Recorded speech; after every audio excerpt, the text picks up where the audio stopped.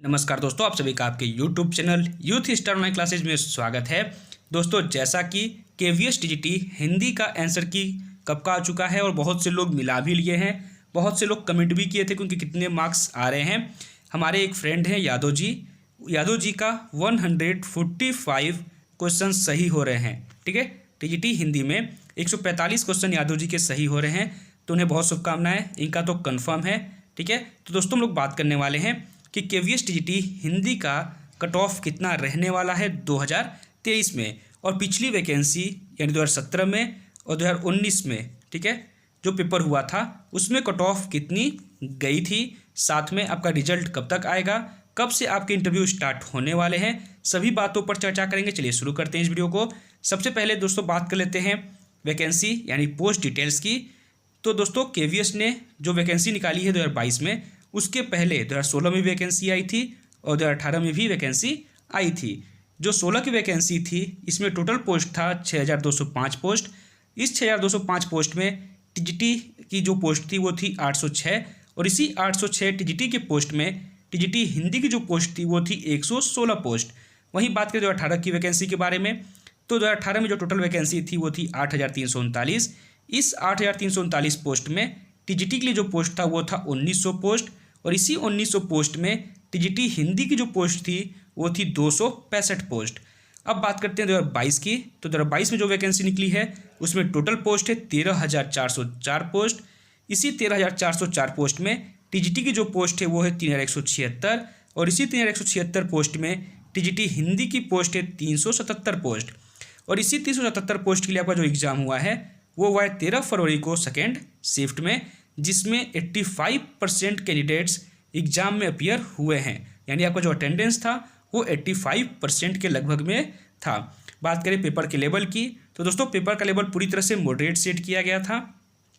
एक बात और, जिन्होंने मेहनत की है, पेपर की तैयारी अच्छे से की है, सिलेबस पूरा कंप्लीट करने के बाद इस एग्ज़ाम में बैठे हैं, उनके लिए पेपर था ईजी। ठीक है, उनके लिए पेपर पूरी तरह से ईजी था। जिन्होंने तैयारी नहीं की थी, ठीक है, एग्ज़ाम का डेट आने के बाद, एडमिट कार्ड आने के बाद 2-4 दिन मैराथन देखा। ठीक है, 24 घंटे ही क्यों नहीं देखा हुआ आपने, 4-5 दिन की मेहनत से आप कभी भी कोई भी जॉब नहीं पा सकते हैं। तो जिन्होंने 10 दिन, 15 दिन, 20 दिन मेहनत की है और एग्ज़ाम देकर आए, उन्हें ये पेपर पूरी तरह से हार्ड लगने वाला है। ठीक है, तो जिन्होंने अच्छी खासी मेहनत की, सच में मेहनत की, ठीक है, पूरे लगने से की, उसके लिए पेपर ईजी था। जिन्होंने मेहनत नहीं की उनके लिए पेपर हार्ड था। एवरेज बात करें तो पेपर का लेवल पूरी तरह से मॉडरेट था। आगे बात करते हैं दोस्तों कि आपका बेस्ट अटेम्प्ट कितना रहने वाला है सब्जेक्ट वाइज। सबसे पहले बात करते हैं इंग्लिश की।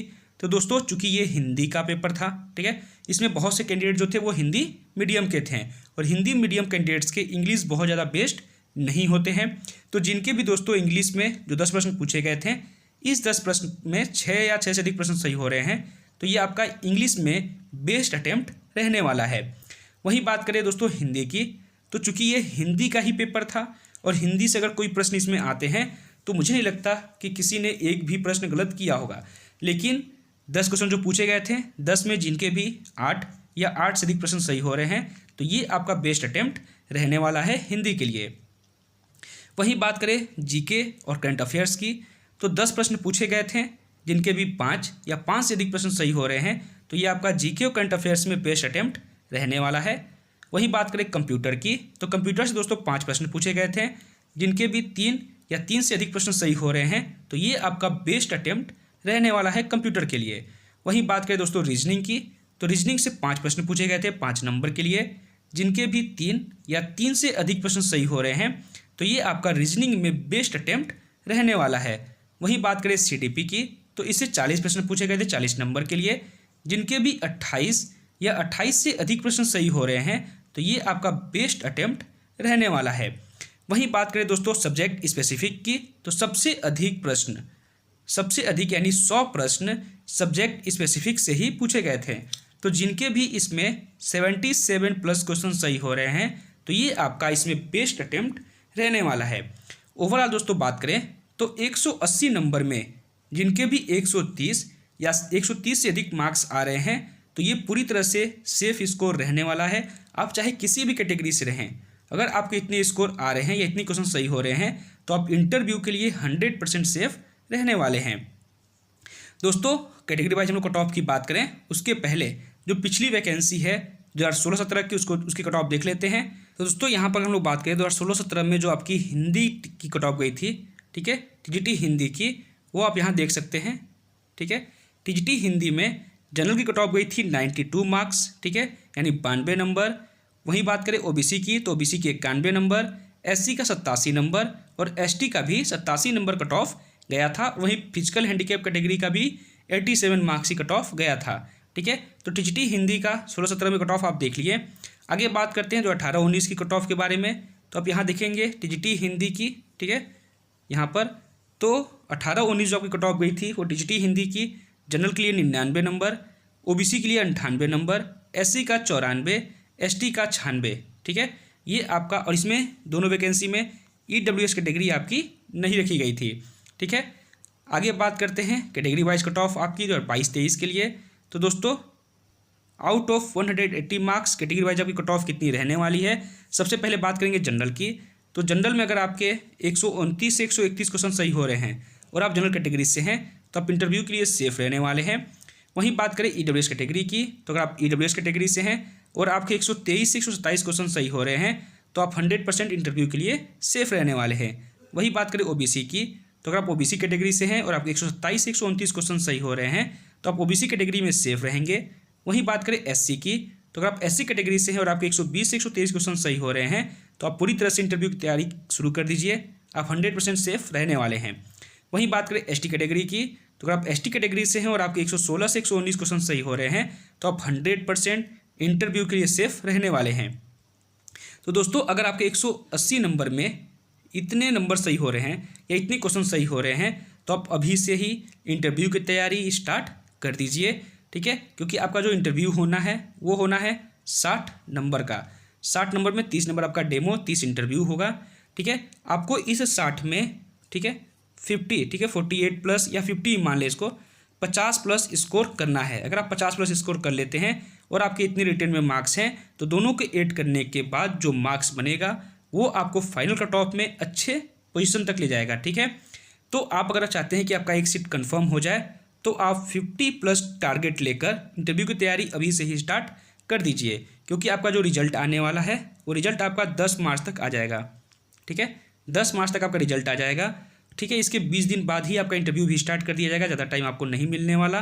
तो 30 मार्च तक आपका अगर इंटरव्यू स्टार्ट होता है तो 20 दिन में आप, ठीक है, इंटरव्यू की तैयारी कंप्लीट नहीं कर पाएंगे। और अगर आपने 50 प्लस टारगेट माना है तो अब तो बिल्कुल भी आप 20 दिन में इतना नहीं कर सकते हैं।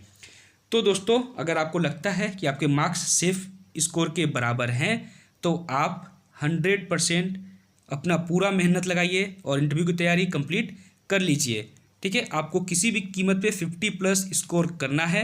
अगर आप ठान लेते हैं तो आप कर भी लेंगे, अगर आप नहीं ठानेंगे तो आप नहीं कर सकते हैं। इसलिए आपको 50 प्लस टारगेट लेना है, ठान लेना है और पूरा जोर लगा देना है एकदम, और अपनी एक सीट जो है हिंदी में, टीजीटी हिंदी में एक सीट कंफर्म कर लेनी है। तो दोस्तों इस वीडियो में बस इतना ही, इस वीडियो को यहीं समाप्त करते हैं। दोस्तों आपसे एक रिक्वेस्ट है कि आपको वीडियो कैसी लगी कमेंट बॉक्स में ज़रूर बताया करिए, ठीक है, ताकि अगर थोड़ा बहुत जो गड़बड़ी रहता है आप हमें सजेस्ट करते हैं तो अगली वीडियो में हम लोग सुधार कर लेंगे। और दोस्तों एक बात और, कुछ लोग ऐसे होते हैं इस वीडियो में, कमेंट में जो कमेंट करते हैं, कुछ लोग ऐसा कमेंट करते हैं कि पूरा जो मनोबल है, जितनी मेहनत से हम लोग ये वीडियो बनाते हैं, सारा लगता है कि सब कुछ खत्म है, ठीक है, हमने कोई मेहनत ही नहीं की। और कुछ लोग ऐसा कमेंट करते हैं कि उस कमेंट को देखने के बाद जो अंतर इच्छा है, ठीक है, जो अंदर की इच्छा है वो और ज़्यादा बढ़ जाती है, बहुत ज़्यादा खुशी मिलता है कि चलो हमने मेहनत की, सामने वाले को थोड़ा खुशी तो मिला, ठीक है, उसे लगा तो कि हाँ वो कुछ अच्छा देख रहा है, ठीक है। तो कमेंट करना अब आपके ऊपर है, लेकिन उसका बहुत ज़्यादा असर हम पर भी पड़ता है, ठीक है। लेकिन बहुत से लोग ऐसे भी होते हैं इसमें जो सिर्फ कमियां ढूंढने आते हैं, ठीक है, जो कमियां ढूंढने आते हैं उन्हें तो कोई फ़र्क नहीं पड़ता कि किसने कितनी मेहनत की है, कहाँ से आंकड़े इकट्ठे किए हैं, कैसे टाइप किया है, कैसे बना रहा है, उससे मतलब नहीं होती, उसे बस कमी ढूंढना रहता है और वो कमी ढूंढ के कमेंट करके चला जाता है। तो जैसी जिसकी मंशा वो ऐसा करे, ठीक है, हम लोग ऐसे ही आपकी हेल्प करते रहेंगे। तो दोस्तों वीडियो कैसी लगी कमेंट जरूर करिएगा, चैनल को सब्सक्राइब कर लीजिएगा ताकि केवीएस जुड़ी कोई भी सूचना अगर आती है तो सबसे पहले आप तक पहुँचे। धन्यवाद।